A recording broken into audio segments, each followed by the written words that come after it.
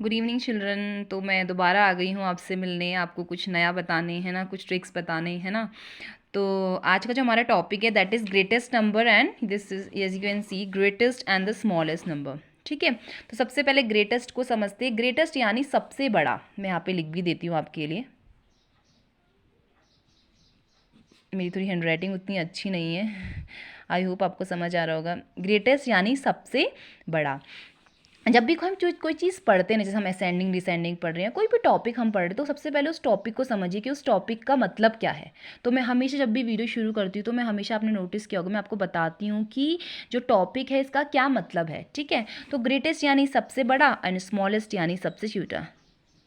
क्योंकि जो छोटे बच्चे होते हैं वो उनको समझ नहीं आता ईजिली ना, तो उन्हें समझाना पड़ता है उनके तरीके से। तो सबसे छोटा। ठीक है, ग्रेटेस्ट यानी सबसे बड़ा, स्मॉलेस्ट यानी सबसे छोटा। तो याद कर लीजिए, ग्रेटेस्ट यानी सबसे बड़ा, स्मॉलेस्ट मानी सबसे छोटा। अगेन यहाँ पे कंपैरिजन करना है। अभी हम इसी टाइप के क्वेश्चंस कर रहे हैं। सबसे पहले हमने असेंडिंग डिसेंडिंग किया, उसमें भी कंपैरिजन। फिर हमने कंपेयर, जिसमें आप साइन पुट करते हो, greatest smaller and equal to, है ना, उसमें भी आपने कंपैरिजन किया। आज इसमें भी आपको कंपैरिजन ही करना है। बहुत सिंपल क्वेश्चन है, सेम तरीके के क्वेश्चन है, बस क्वेश्चन का तरीका अलग है।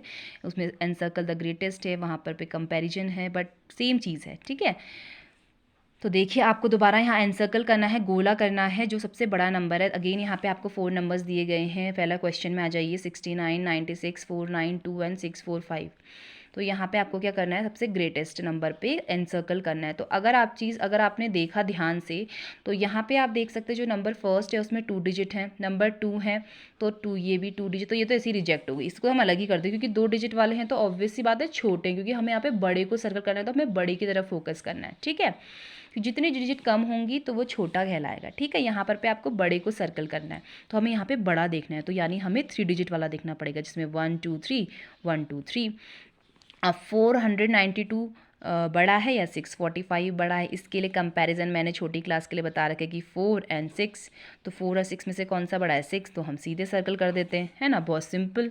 Now come to the question number second.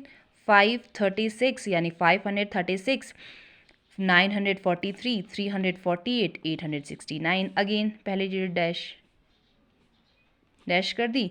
5, 9, 3 और 8 में सबसे बड़ा कौन सा, आप ही बता दो चलो। Very good, 9।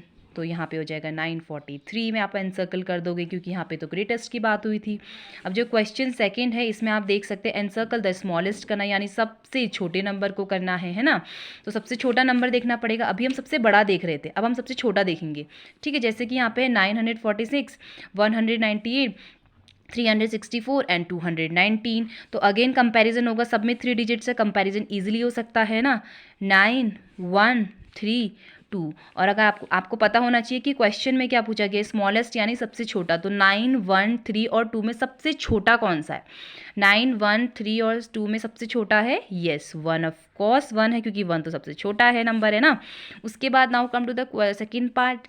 443, 912, 416 एंड 1313। इन सभी में एक नंबर मुझे सबसे अलग दिख रहा है, जो कि आपको भी दिख रहा होगा, है ना, 13, क्योंकि इसमें सिर्फ 2 डिजिट है और 2 डिजिट वाला यानी सबसे छोटा। और क्वेश्चन में भी हमें बोला है सबसे छोटा को एनसर्कल कर दो, तो हमको कुछ देखना ही नहीं है, हमें सीधे सबसे पहले 13 में सर्कल कर देना है।